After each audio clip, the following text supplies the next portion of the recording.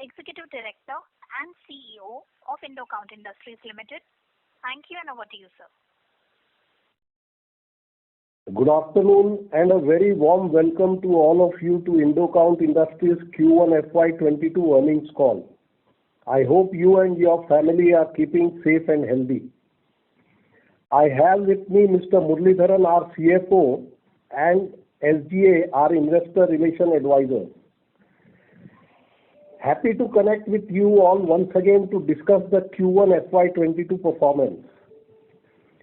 During this unprecedented times, the Indocount has remained committed to the well-being of all its stakeholders, employees, and frontline workers. We believe vaccination is the only way to defeat the virus and revive economic activity. We have successfully covered almost all our employees through at least the first round of vaccination drive. We hope the situation will be under control with a rapid vaccination drive across the country. Now let me highlight the opportunity unveiling in our industry, textile sector. We believe the long-term growth prospects of the Indian textile industries are intact. The key export markets focusing on shifting to India for a long-term supply, along with the government support policies, provide scope for textile companies to post robust growth in the long run. Global companies have stepped up efforts to implement the China Plus One strategy of diversifying their supply chains in the wake of COVID-19 induced disruption and the US-China trade tensions. Also, the trade conflict between China and the developed countries has further intensified due to banning of cotton coming out of Xinjiang area.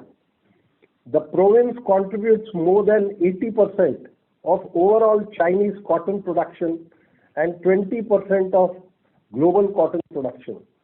This is a big impact to China exporting cotton manufactured goods. India also enjoys a comparative advantage in terms of skilled manpower and production costs related to major textile producers in Southeast Asia. The recent government notification of extension of RoSCTL benefits up to March 2024 is a big boost to the textile exporters, which will further help increase the competitiveness of Indian products and provide stability and predictability to the industry players.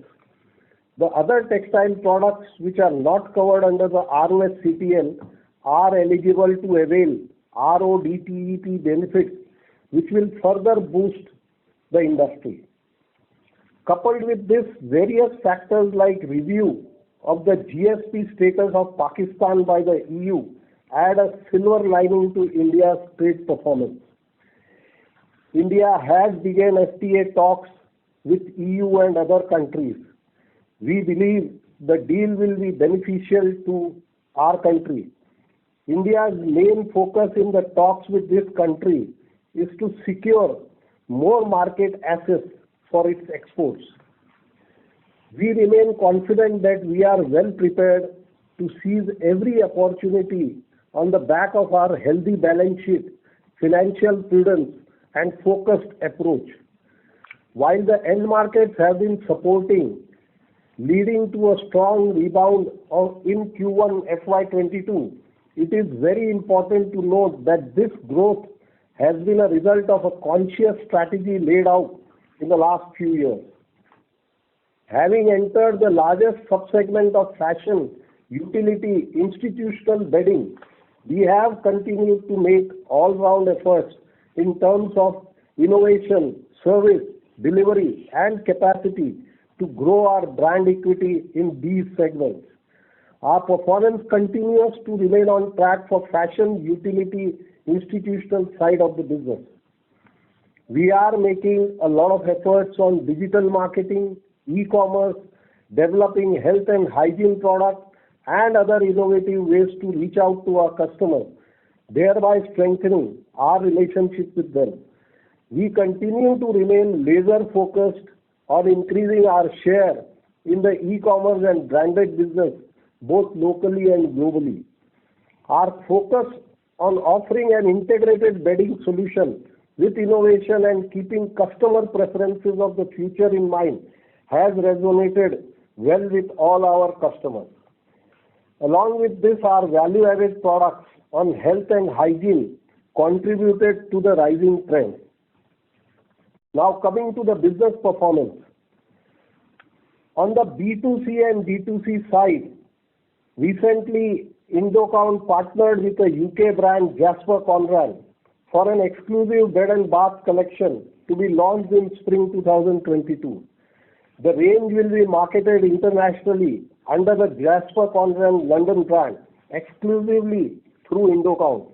The partnership will support Indocount's long-term vision to be the cornerstone for home textile across the globe. At Indocount, we are strongly moving towards the B2C and D2C segment through high-quality product offerings across varied price points, building visibility through digital campaigns, and leveraging omni-channel and e-commerce distribution. We are focusing on brand promotion in the US, UK, Middle East, and India through 10 active brands. We believe with innovation and technological capabilities, along with licensed brands, patents, and trademarks, this will further strengthen our brand offerings to our customers. I am happy to announce that during the quarter, Indocount has been awarded with 2 golds at Textocil Export Awards 2019-20 for the second consecutive year for the highest export performance in cotton made-ups, bed linen, bed sheets, and quilts. We also bagged the Special Achievement Award in cotton made-ups for the entire nation. Our brand Boutique Living, felicitated by the Economic Times as ET Iconic Brand of 2021. Also, another brand, Layers, is recognized as the Femina Power Brand of the year 2021. We are honored by the Navbharat Group with Healthcare CSR of the Year award. The recognition was conferred to us by the Governor of Maharashtra for our work towards corporate social responsibility. On the sustainability side, we continue to remain an ESG-focused organization with well-defined principles, roadmap, and targets. During the quarter, we have been recognized by Walmart Corporation as a top performer at Walmart's Global Sourcing Sustainability Summit. We are now an official member of the US Cotton Trust Protocol. They are an approved supply chain partner for brands and retailers who are sourcing more sustainability grown cotton. Let me now share with you our operational and financial performance. I am happy to announce that we have achieved a quarterly sales volume of 18.13 million meters for Q1 FY22. Volumes during the quarter were impacted by COVID-induced lockdown, resulting in shutdown of our manufacturing activities from 15th May 21 to 23rd May 21.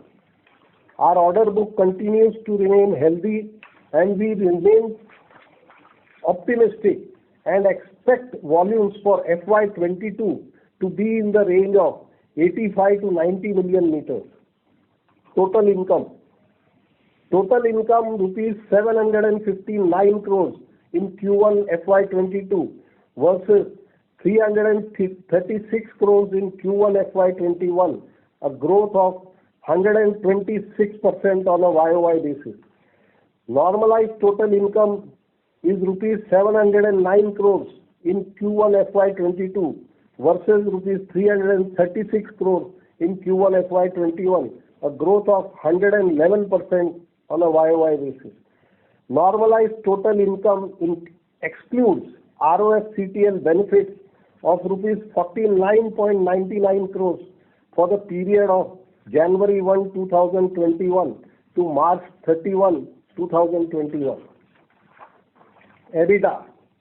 Reported EBITDA of rupees 178 crores in Q1 FY22 versus rupees 39 crores in Q1 FY21, a growth of 357% YOY. EBITDA margin stood at 23.4% in Q1 FY22 versus 11.6% in Q1 FY21, an increase of 1184 bps YOY. Normalized EBITDA 128 crores in Q1 FY22 versus 39 crores in Q1 FY21, a growth of 229% on a YOY basis. Normalized EBITDA margin stood at 18% in Q1 FY22 versus 11.6% in Q1 FY21, an increase of 644 bps on a YOY basis. This margin of 18% has absorbed the impact of higher raw material prices as well as freight costs. Normalized EBITDA excludes ROFCTL benefits of 49.99 crores for the period January 1, 2021 to March 31, 2021. We expect FY22 margin to be in the range of 18 to 20%. PAT rupees 117 crores in Q1 FY22 versus rupees 18 crores in Q1 FY21. PAT margin is at 15.4% in Q1 FY22 versus 5.3% for Q1 FY21. PAT includes ROFCTL benefits of rupees 49.99 crores for the period of January 1, 2021 to March 31, 2021. Debt. Our net debt stood at 291 crores compared to rupees 263 crores at the end of March 31st, 2021, implying a net debt to equity of 0.21x. That's all from my side. I now leave the floor open for Q&A. Thank you very much. We will now begin the question and answer session. Anyone who wishes to ask a question may press star and 1 on the touchtone telephone. If you wish to remove yourself from the question queue, you may press star and 2. Participants are requested to use handsets while asking a question. Ladies and gentlemen, we will wait for a moment while the question queue assembles.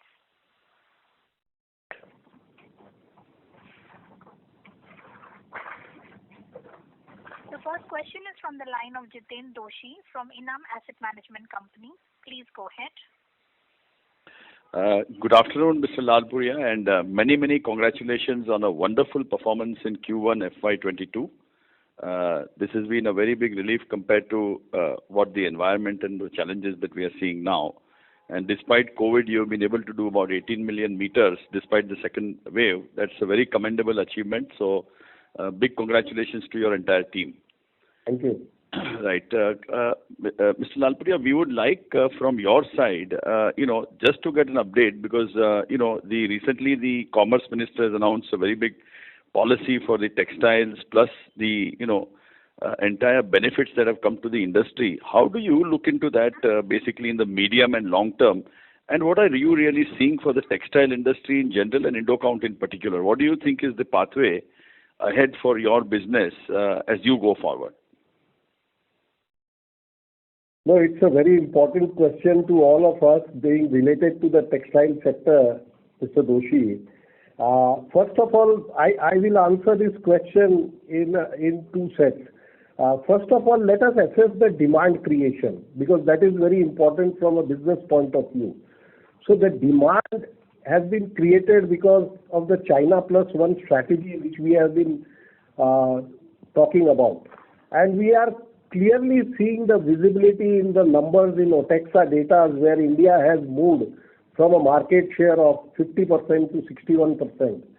And because of China's cost going up, because of the issues relating to Xinjiang cotton on the supply chain side, and because of countries, major markets like US, Europe, to some extent, and UK, are blocking China's cotton coming from that particular area, which constitutes almost 80% of Chinese cotton and 20% of the global cotton, is phenomenal, and this will further provide opportunities for India to grow their market share in the textile sector overall, both textile and apparel.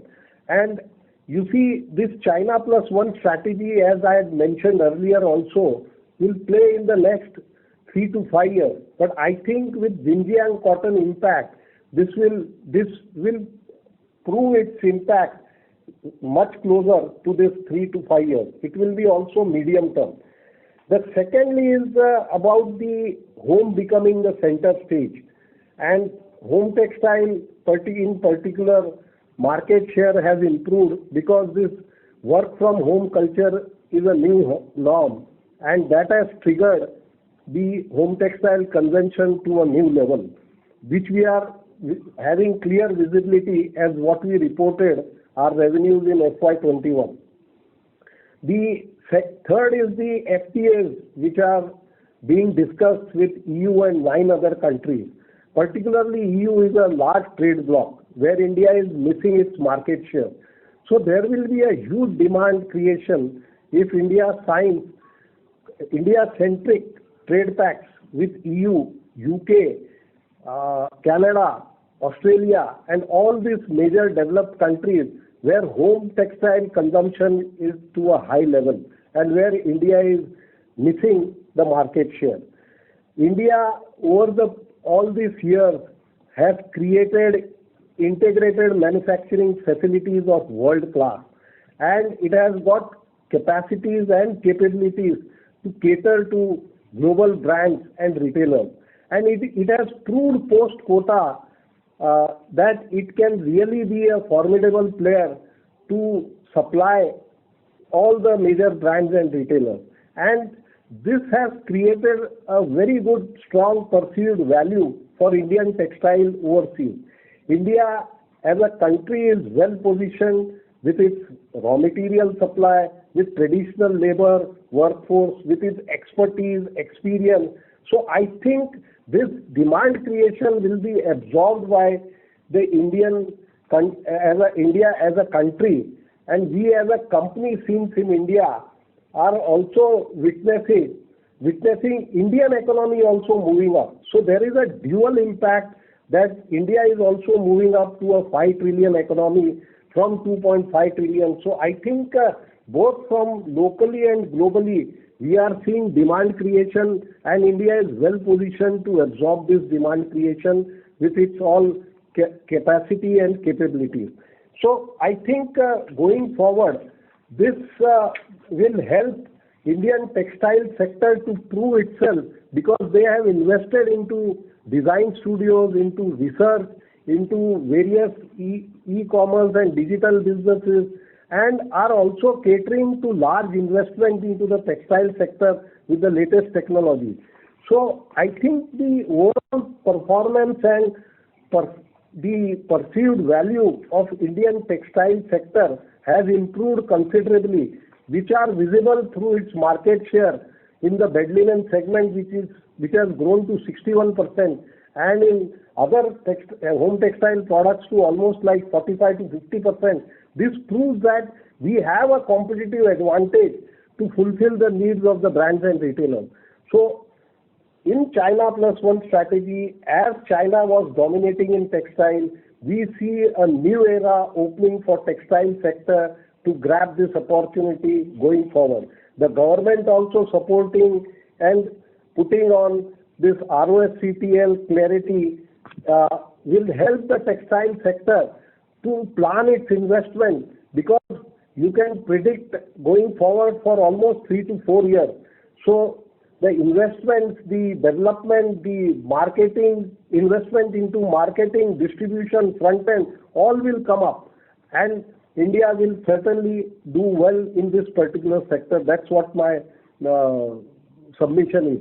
Over and above this, you see, textile is a priority sector and has been recognized for PLI, Integrated Textile Park. So the government is also under Atmanirbhar Bharat and Make in India are making full attempt to provide justice to the textile sector, because they are also seeing that there is a big opportunity for growing this market share in the world global textile trade. So I think all these opportunities, demand, etc., will work in favor of the textile sector overall out of India. Thank you. Ladies and gentlemen, please limit your questions to 2 per participant. Should you have a follow-up question, would request you to rejoin the queue. The next question is from the line of Kapil from Edelweiss. Please go ahead. Hello. Hello. Congratulations on very good set of numbers. I have a few questions. Firstly, in this quarter, 18 million meters of volume was being achieved. So to achieve your effort made target of 85 to 90 million meters, we will have to deliver around, say, 23 million meters of volume for each of the next 3 quarters, which would be at par or higher than 100 of last 4 quarters. So do you think it is achievable? Yes, that's what the guidance which we have provided, that we will be achieving this 85 to 90 million meters based on our order book position in normal circumstances.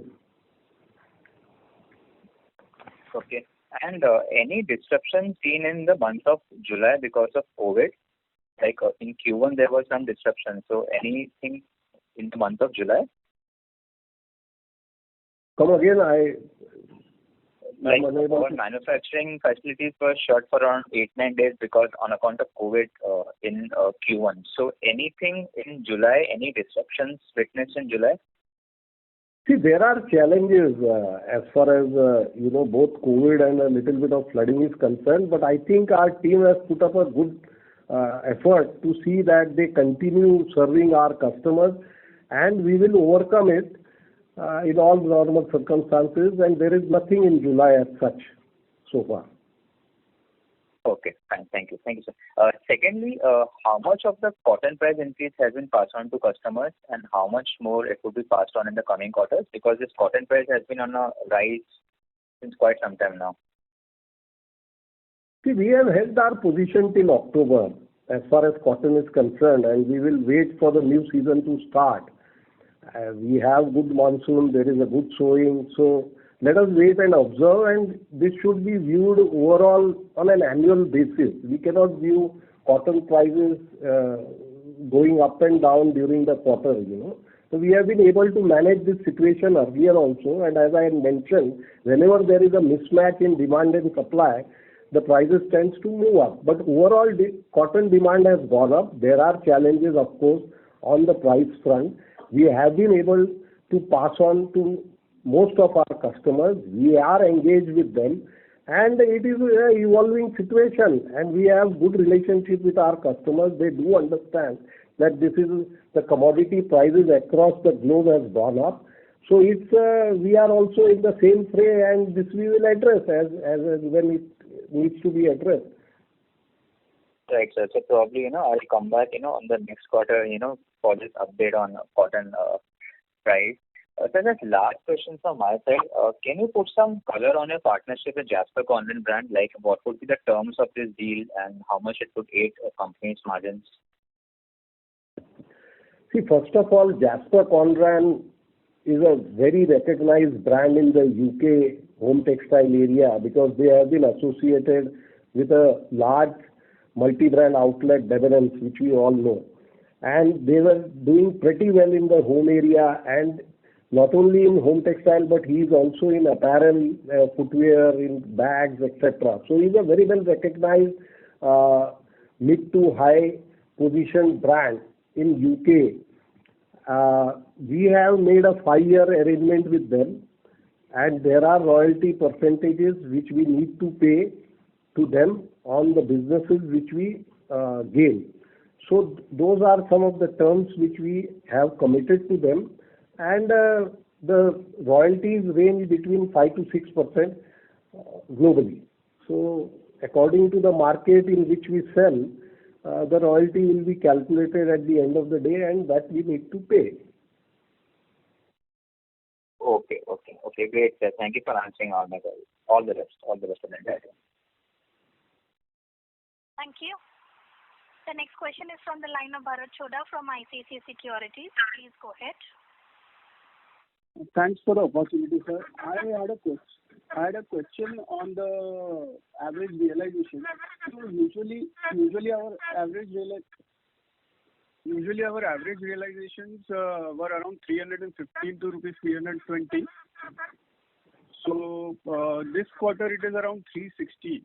So is it because of some price hike, or we have been able to entirely pass on the input cost inflation? And what could be the realization that we could look in FY22?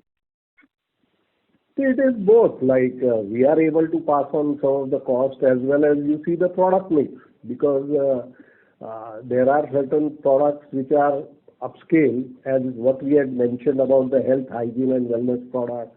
Then we have started selling on the branding side, 10 active brands we have. So branding, distribution, e-commerce sale, and the higher value proposition which we are offering to the customer has been well accepted. So I think both on the product mix side as well as the customer acceptance of the price increase have impacted this realization. And also I have always mentioned that we should not look at from on a quarter to quarter basis as far as realization is concerned, because it's a seasonal business, we all know, and it moves ups and downs, So, and that's not the right way to calculate. Correct, sir. Sir, one more thing, like on the gross margin front, we have been doing healthy gross margin in excess of 50%, and that is after adjusting for ROFCTL. So what has been the reason for this healthy gross margins, and will we be able to sustain these margins going ahead, and probably what could be the gross margins we can work with in FY22? See, it should be on similar lines like FY21. As I mentioned, you should see on a yearly basis. Since we had hedged some cotton position and yarn position, we have been able to gain this over and above. We had a better realization, as I mentioned.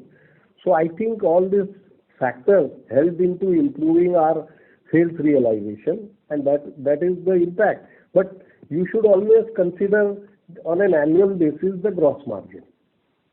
Sure, sir. So just one more thing, like our other income has been significantly higher. So is there a forex impact over there, and the other income increase quantum is significantly higher? If you could quantify some details in that. See, the other income normally is because of the exchange gain, but that is a part of our revenue, because when we get an order, we hedge our position, and that is part of our pricing policy. So that we had also mentioned, but just because of accounting standard, we have to show it separately. So we have been maintaining the same dialogue, that we have to consider it as part of our revenue. So what is the quantum, sir, in this quarter, the forex gain? Around 30 crores. Around 30 crores. Okay, sir, that's it from my side. Thanks for answering my questions. Thanks. Thank you. The next question is from the line of Pritesh Chheda from Lucky Investment Managers. Please go ahead. Sir, with the benefit status to Pakistan, getting rained off by the Europe, what happens to the competitiveness between us and Pakistan, and how big is the Europe market vis-a-vis the US market? See, the matter is under review, because of some issues regarding blasphemy law which EU has raised against Pakistan. So this is still under consideration. But if it does happen, this will be a big boost to Indian textile industry, because it will open up, because we are not at a level playing field, as we are paying 9.6% duty more than Pakistan. So the competitiveness is not there. So once we have competitiveness, and I think if we have done well in the US market, we can do well in the EU market as well. So this is a big opportunity for all of us if it does happen. And secondly, even if it does not happen, India is in the process of discussing FTA with EU. So sooner or later there will be some changes in this mechanism. Either the duties will be similar for Pakistan and India, or India will also get the duty advantage. So either of these two will be a benefit to us. Now, As far as the market size is concerned, EU is a fragmented market, we all know, because it is 28, 29 countries with different taste, sizes and designs, prints, etc. And it is much more larger than the US market. What we have been saying all time that US is around $28 billion at retail. The EU market is around $31 billion at retail. So it is a large market where India do not have much larger share. So going forward, if this happens, there will be very big opportunity for Indian players. Okay. So just a continuing here. So if you could just translate that into meters, million meter market for in EU. So I cannot translate that million meters, but you see, if India has done so well in the US with so much of export built up in the last decade, certainly when this market opens up, India is geared up because India has capacity, capability, expertise, knowledge, everything to supply, to become a good supplier. And we are also today existing there, like we are supplying to major retailers who are in our price point. So I think we'll scale up the meters, exports. And it is anybody's guess that it will be quite substantial. It will not be a small game. Okay. And just one clarification on this margin number. So in your presentation for quarter one, we're reporting normalized at 18%. This would include the 30 crore FX which we are talking about in the quarter one. Yes, please. Because it is part of our revenue, as I mentioned. Okay. And in FY21, 16% margin reported. What would be the FX there in your EBITDA of 415 crore? That was not substantial as what I remember. I can provide you offline, but it was not substantial as what it is. Because the prices, the forex prices were really stagnant at that time. So what you do, you tend to book a fairly longer term forward. That's the reason why the gain or the loss tends to come in the quarter. So because you see, as I mentioned, the forex is a transactional thing for us because see, whenever we get a business, we hedge our position and we hedge 70% of our position because of our good order book position. So we do not seem to see this as a gain. We see it as a competitive advantage whenever the forex rates move higher. So that's it. And plus it's the accounting entry, what we have to show it separately as an other income, which I had mentioned earlier. So just a clarification here. So you would tend to book your full. So let's say if you have an order which is deliverable over the next 4 quarters, you would tend to book the entire 70% of the deliverable in forwards. That's how you would do it on the day of receiving the order. See, normally I'm Muralidharan here. Normally what we do is that we know what is our order book position. So we take not at one go. We don't book anything based on order at one go. We keep doing it month over month on a rolling basis. Okay, the policy of the board is that we hedge about 70% of our forecast basically. So we do that on a rolling basis. So sometimes whenever the rupee is not so volatile, we don't get any gains basically.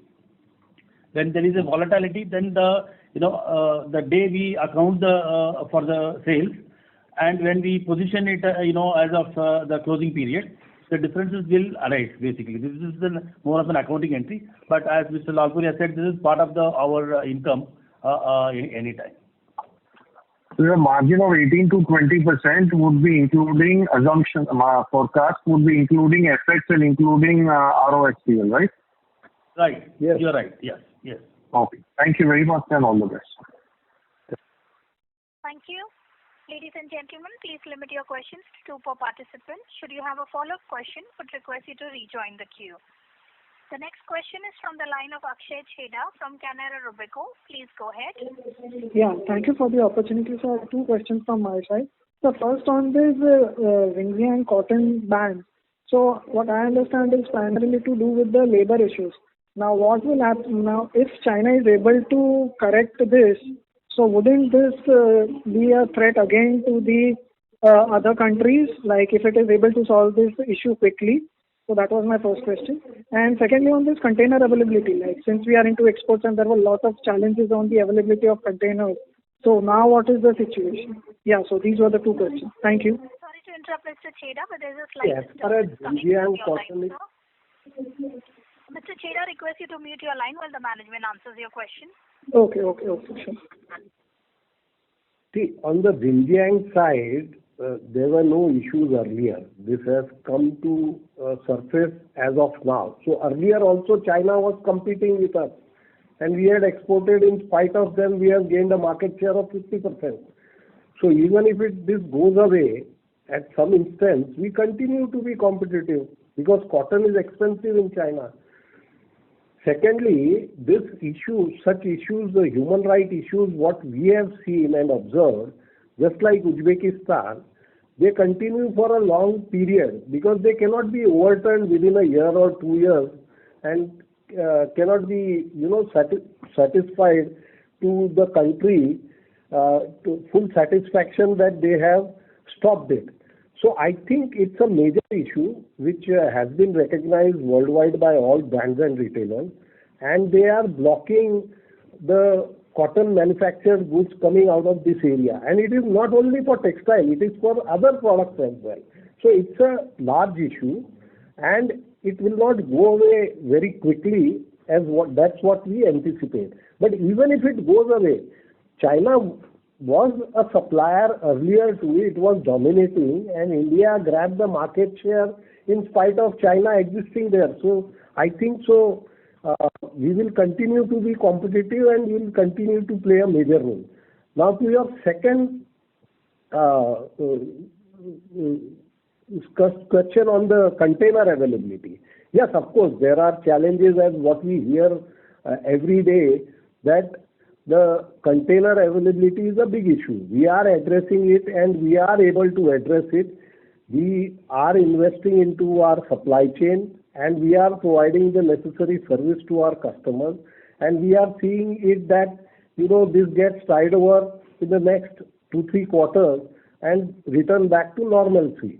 So I think the issues are there, of course, and there has been challenges, and that's the reason we had to pay higher cost to some extent, but that has been absorbed by our better margin.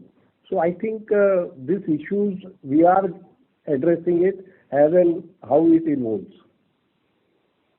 Understood. Thank you, sir. Thank you for the explanation. Thank you.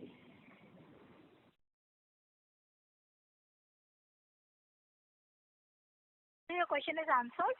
Yes. Thank you. Thank you. The next question is from the line of Kaushal Shah from Dhanki Securities. Please go ahead. Yeah, congratulations to the team. Sir, I have 2 questions. One was, some clarity on the cotton. Already CC has raised cotton prices. We hear that the inventory is also a little low, and I think even the acreage has not increased. There is a slight disturbance coming from your line, sir. Okay. So, Lalpuria sir, the question really was on the cotton, that there has been a rise in price. There is also a drop in inventory, and apparently I think even US production of cotton has been impacted. So, do we expect, the margins, the guidance that you've given 18 to 20%, that to be comfortably sustained in case, there is a price rise in cotton in the coming season? See, as I mentioned earlier, there are challenges as far as cotton is concerned because the cotton consumption is moving up. Secondly, the Xinjiang area cotton has been blocked. So there is a cotton which has gone out of the system in the supply chain. So definitely there will be issues as far as cotton availability is concerned and cotton prices are concerned, which we are addressing. But fortunately for our company, we have been hedged till October, and we as a company have consciously invested into the supply chain by seeing all these uncertainties around us. And that's why you have seen a little part of we getting invested into our inventories, to some extent. So Having said that, there will be challenges on the cotton side, and particularly in the US, the crop is less, but that is Supima cotton which we import. And this is a high-grade cotton which goes into the best and the premium and the branded segment. So where we are able to realize the price from the customer because it is sold at a higher value. So those things will nullify, but yes, the Indian cotton challenge is still there, but we all need to watch it once the new season starts post-October. And we are observing the situation, and we are going to see that how we tackle this. But since we had tackled it earlier, such commodity prices, we are confident as a company to tackle this going forward. And because the buyers and the brands and the retailers also know that this is a commodity issue worldwide, it's a global issue, and they do understand. So they are working together with us on a joint business plan, how to address the raw material prices, and we are quite hopeful we should be able to address that. Right. And so just one clarification. You mentioned earlier, I think, in one of the answers that this margin guidance of 18 to 20, that includes the ROSCTL benefit also, is it? Yes. See, so that stands, so 18 to 20%. We are hopeful under normal circumstances to get those margins because our margin has expanded. Right. Thanks. Thank you, sir. Thank you. Thank you. The next question is from the line of Sneha Ghoshal from Insync Capital. Please go ahead. Hello, sir. Thank you for the opportunity. I wanted to know the current domestic versus export ratio that we have, and what is that you're looking at it going forward? We had earlier mentioned in our call that it is at 1% of our sales currently, and we expect it to move it to 3% in next couple of years on the increased sales. Okay.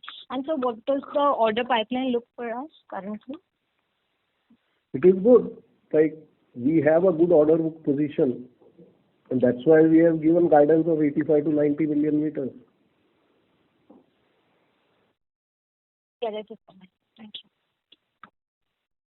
Thank you. We would like to remind participants that you may press star 1 to ask a question. The next question is from the line of Sajal Gupta from FE Securities. Please go ahead. Yes, good afternoon, Lalpuri ji, and for excellent, congratulations for excellent results. My question to you is first, I wanted to know how quickly can the company reach a $1 billion in sales? By when can you see company reaching this number? See, your words like really, जैसे I had spoken last time that आपके मुंह में घी शक्कर. So certainly we had committed ourselves as a company to double our revenues going forward in the next 3 to 4 years, and we are quite hopeful with our kind of positioning, with our adequate capital, debt-free, then having a good marquee customer base, a complete product portfolio, well positioned in the US, in UK, in EU, and all other developed nations, having a good perceived value for our brands and product range. I think we are thinking about moving further, growing much faster and achieving this $1 billion mark in the future. It's everybody's ambition in the company as far as our team is concerned. So we are definitely working upon this. And as a company, we are there in textile business for the last 31 years. In home textiles, we are there for 13 years. So fundamentally, we have put across a good base, and this we will leverage going forward. And certainly, that's our target.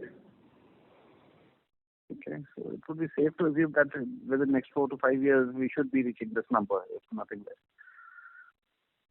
Of course. Okay. And my second question to you, sir, is that you have recorded 18 million meters in the first quarter, and you've guided for 19 million. And that means you should be doing 72 million for the rest of the year, which would mean 24 million with the calculation per quarter. Because of the seasonality of this business, do we see that at any one quarter can show a 30 million meters in any one particular quarter happening because of the seasonality? And second thing, what I wanted to know, is it safe to assume that what kind of a growth in volumes can we see? Can we happen to see a 15 to 20% growth in volumes in coming next 3 years' time? Certainly, you see, the expansions which we are investing into our capacity from 90 to 108 million demonstrate that we are also seeing growth happening in the large markets to which we cater to, number one. So we are, as a company, investing into building capacities. Secondly, you see, we do see that, we should not assess our volumes every quarter, being seasonal in business and, depending upon the economies of the developed nations as well. And there are many challenges happening across, on the supply chain side because during COVID and post-pandemic also. So I think whatever which we have provided like guidelines of 85 to 90 million meters, we should look upon on an annual basis rather than a quarterly basis. Yes, but of course we report that to you, that what we have done during this quarter. But there are always ups and downs during this quarter.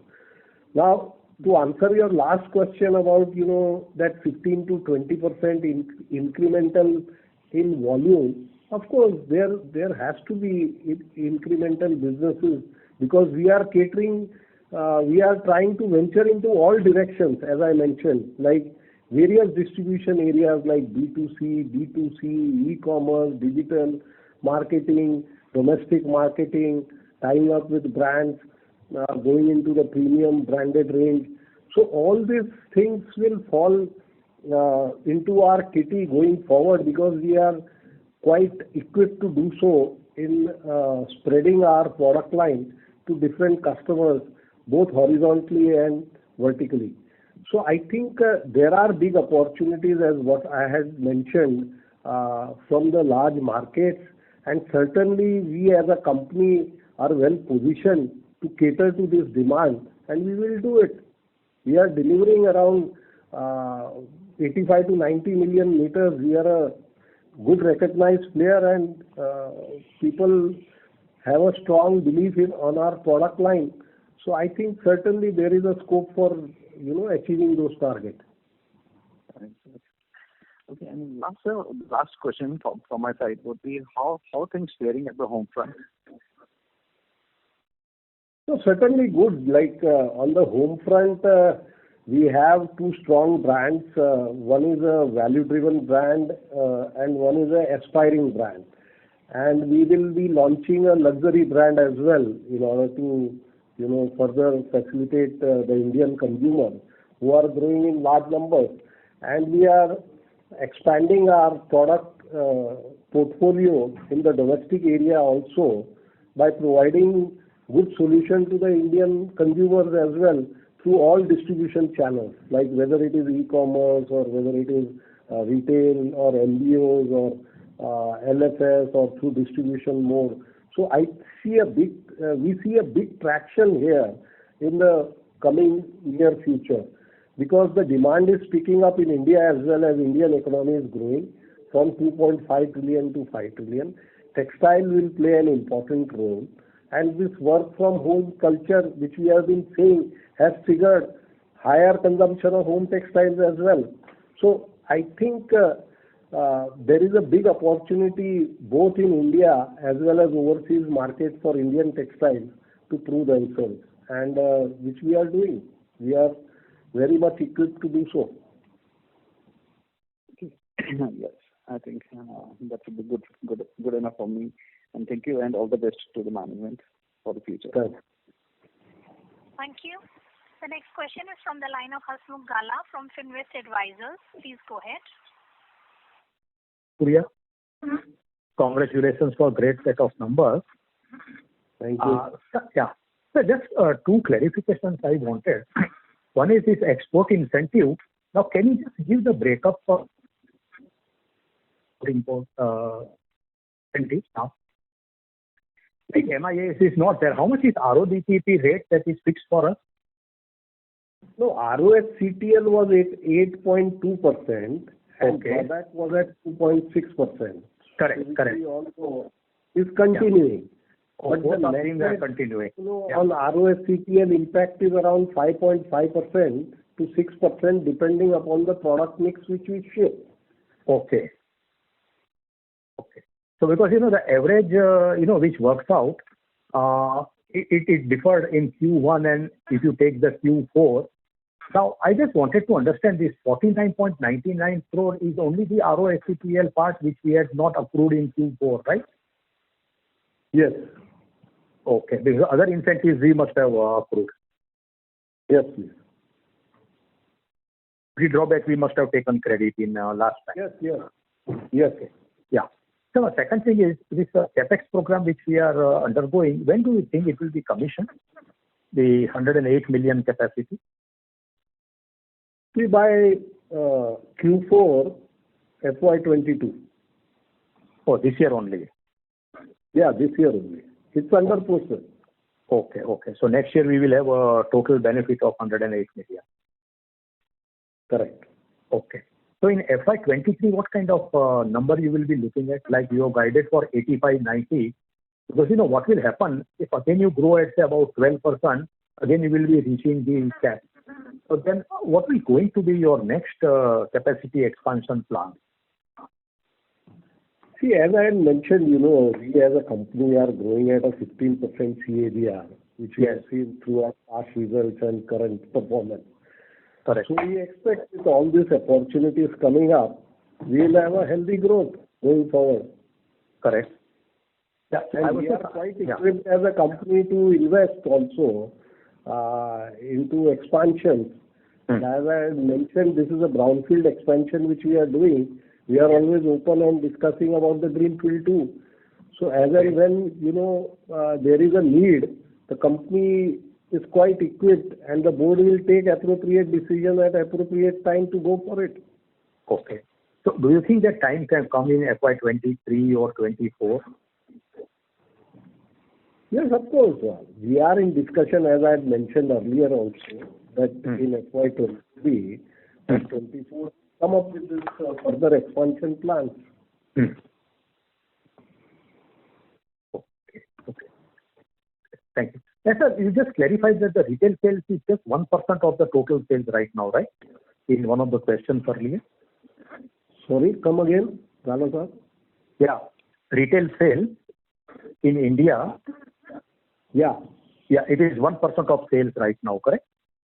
Correct. Okay, which you expect it to go to 3%. Correct. Okay. Increased number. Yeah, with increased now sales figure. Correct. Okay, sir. Thank you very much. Wish you all the best. Thank you.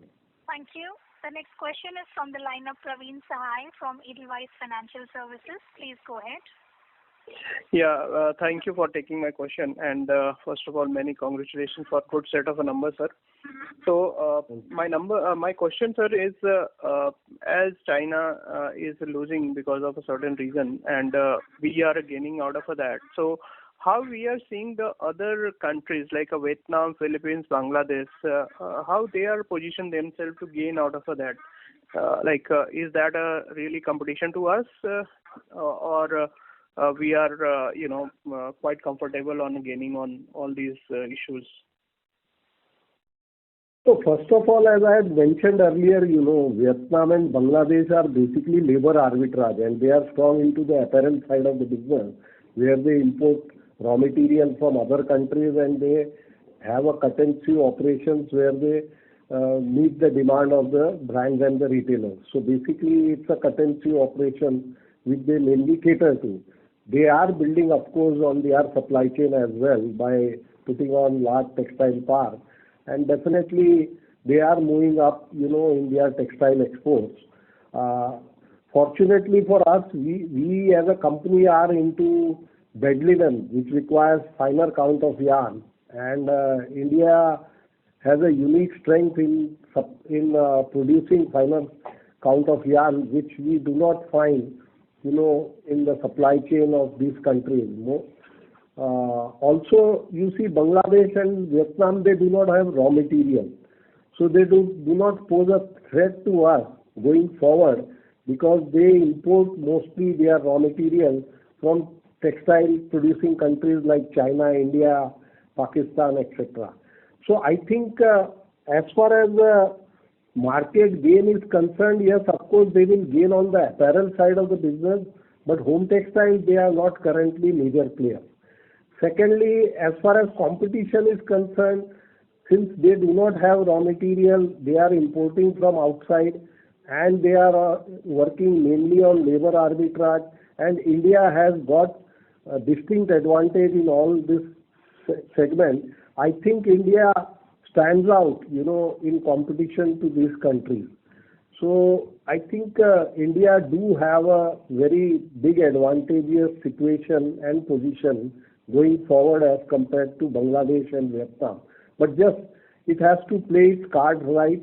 It has to strengthen its supply chain, product quality, branding, distribution, and that too competitively.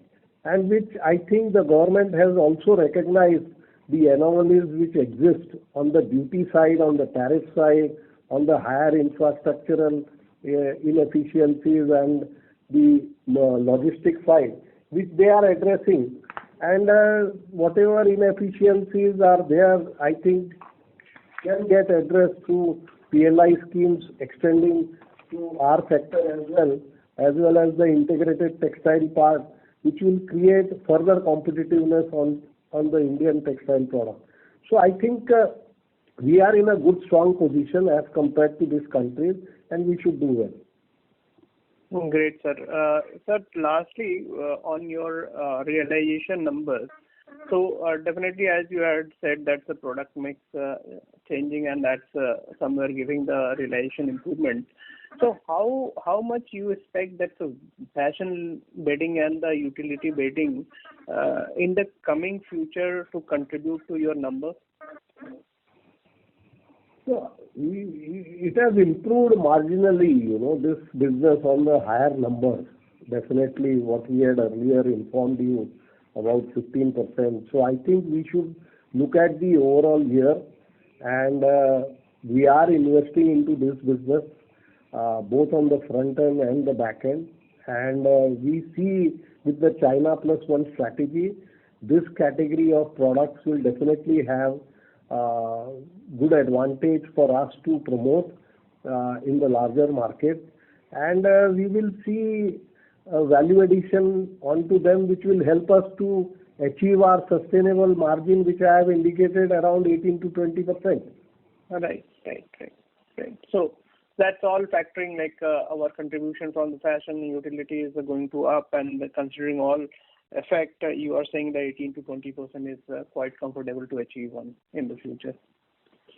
Yeah. So we are working on various margin drivers, fashion utility one among them, then the B2C, then the domestic side, then the health, hygiene, wellness side. So all these areas we are putting on greater emphasis and efforts to see that how we can increase our value margin, going forward as a company. And we are quite hopeful to do so because we are well positioned with all the major retailers across the world. Yes, sir. Yeah. Thank you, sir. Thank you for taking my question, and all the best for the future. Thank you. Thank you. Ladies and gentlemen, this was the last question for today. I would now like to hand the conference over to the management for closing comments. We remain confident that the next level of growth in Indocount will be sustainable, brand accretive, and margin positive. We would constantly focus on increasing our penetration through B2C and B2C foray. With this, I would like to thank everyone for joining the call. I hope we have been able to address all your queries. For any further information, kindly get in touch with me or Strategic Growth Advisors, our investor relation advisor. Thank you. Thank you. On behalf of Indocount Industries, that concludes this conference. Thank you for joining us, and you may now disconnect your lines.